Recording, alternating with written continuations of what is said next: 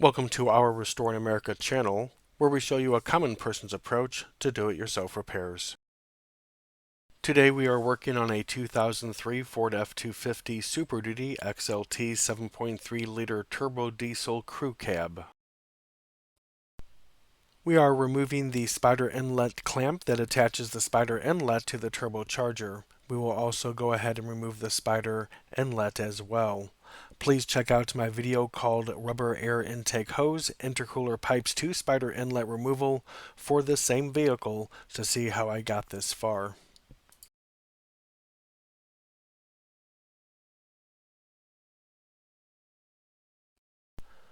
The clamp is fairly straightforward, but it is pressed inside of a groove that makes it a little tricky to remove. I used a large screwdriver to loosen the clamp, and it had to be loosened quite a bit. Before I was able to loosen it all the way, I had to start tapping it out of its groove as the clamp started to distort under the tension.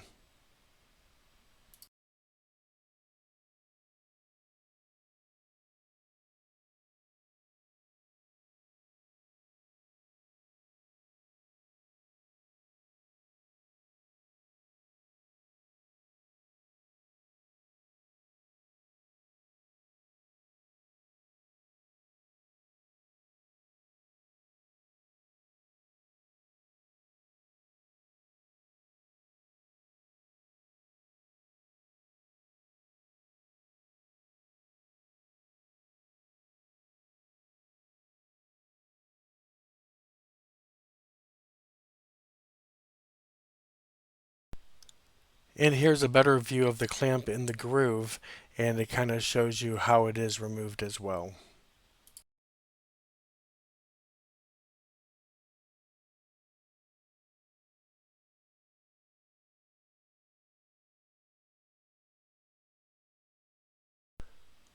Once the clamp is loosened sufficiently, it can be simply pushed out of the way.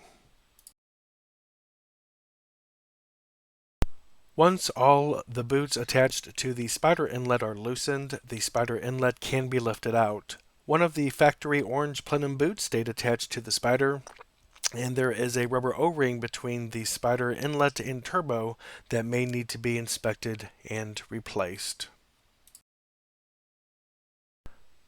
That's it for my video for the Spyder Inlet clamp and Spyder Inlet removal. Please like and subscribe. I do have a lot of content coming.